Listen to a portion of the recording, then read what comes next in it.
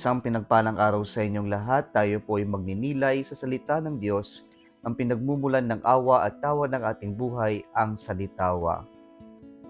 Today we are celebrating the memorial of Saint Andrew Dunglac Itris and his companions. They are martyrs.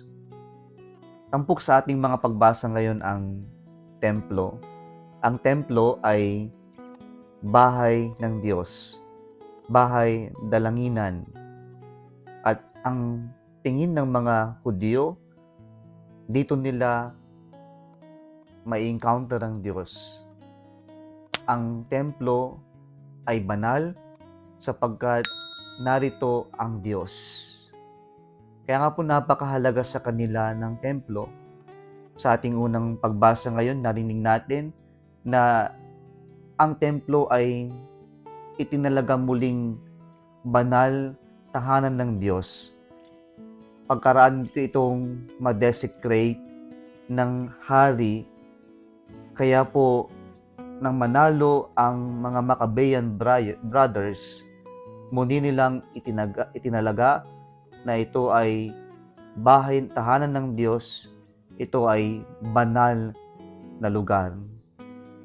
Kaya po napaka ganda ng mensahe sa atin na bagamat itong templo ay isang struktura, pinapaalala sa atin na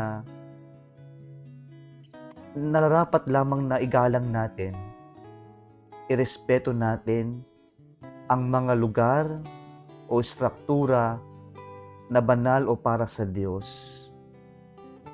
Ito ay napakahalagang paalala para sa atin kapag tayo ay pumapasok sa simbahan, na dapat din nating ibigay yung best, yung nararapat na pagrespeto sa lugar ng dalanginan kung saan tayo taimtim din na nagdarasal o nakikipag-usap sa Diyos.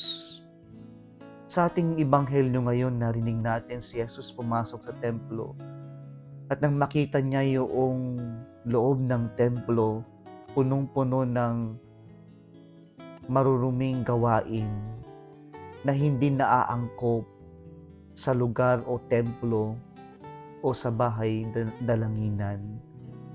Kaya si Jesus ay nagalit at itinaboy niya yung mga nagtitinda doon sa loob, yung mga hindi nararapat sa loob.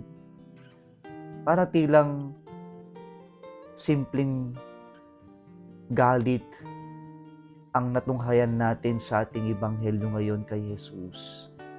Pero mas malalim pa yung ipinapahayag ni Jesus na paglilinis ng struktura. Ito yung paglilinis ng ating kalooban. Nais ng Diyos na tayo ay maging malinis sapagkat nung tayo ay mabinyagan, tayo ang siyang naging templo ng banal na Espiritu. At bilang mga templo ng banal na Espiritu, nais din ng Diyos na tayo ay maging malinis sa ating pagharap sa Kanya. Kaya po sana mga kapatid, kung ano man yung nasa kalooban natin ngayon, yung mga hindi maganda, gaya ng galit, yung inggit, yung mga kinikimkim natin na hindi maganda, ay siya yung ating ipagtabuyan, siyang ating alisin upang sa ganon maging banal o malinis tayong mga templo ng Diyos. Muli isang pinagpalang araw sa inyong lahat.